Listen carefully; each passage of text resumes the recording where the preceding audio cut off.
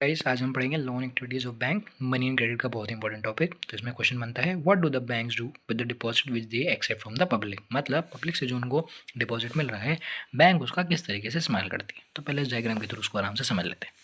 मान लीजिए कि आपके एरिया का एसबीआई बैंक है, ये है डिपॉजिटर्स और ये लोग हैं बोरोवर्स। ठीक है, बोरोवर्स मतलब आप जैसे मेरे जैसे बेचारे बोरो करने आ रहे हैं, और कुछ कुछ मेहनती आदमी जो क्या हैं डिपॉजिटर्स हैं। अब difference between what is charged from borrowers and what is paid to depositors is their main source of income। मतलब वो डिफरेंस जो डिपॉजिटर्स के ऊपर चार्ज किया जा रहा है और जो बोरोवर्स के जो डिपॉजिटर्स को पे किया जा रहा है और जो बोरोवर्स पे चार्ज किया जा रहा है, उसका वेरिएशन ही बैंक की मेन सोर्स ऑफ इनकम कहलाई जाती है।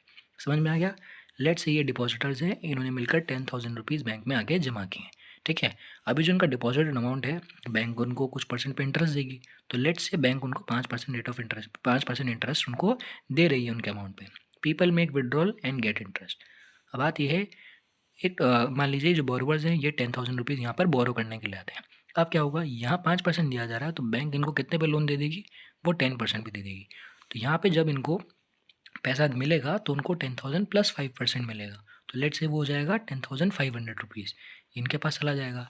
लेकिन ये जो उन्होंने लोन लिया है, इनको जब ये लोन रीपे करना पड़ेगा, people will repay the loan with the interest. वो भी कितना इंटरेस्ट, 10%। इनको इनके अमाउंट पे मिल रहा है 5%, इनको देना पड़ रहा है अपने अमाउंट पे 10%। तो लेट्स से बोरोवर जब पैसा देंगे तो वो 11,000 रुपीज़ आपस में पे करेंगे, क्योंकि 10% के हिसाब से 1,000 का रेट ऑफ इंटरेस्ट हो गया।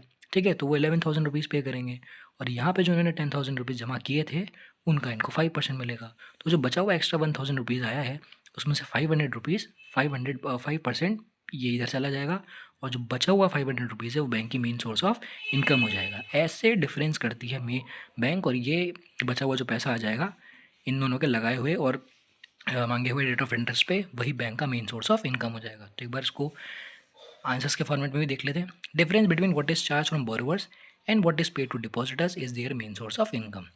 Banks charge a higher interest rate on loans than they offer on deposit. समझ में आ गया ना, जितना वो लोन्स पे चार्ज कर रहे हैं और जितना वो डिपॉजिटर्स को देते हैं उसके बिटवीन में वो काफ़ी ज़्यादा हायर इंटरेस्ट रखते हैं ताकि उनका पैसा आ जाता है।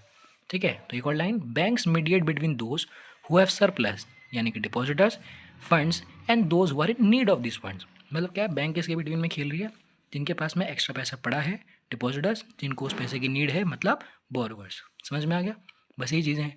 Bank use major portion of the deposit to extend loan. Major portion of deposit to extend loan, इसमें आपको ये याद रखना है कि बैंक अपने अमाउंट का CRR कैश रिजर्व रेशो अपने पास रखती है 15% का, और बाकी बचे हुए पैसा का वो क्या करती है, बाकी हुए पैसे का वहाँ पे वो लोन एक्सटेंड करा देती है। ये है पूरा सिस्टम।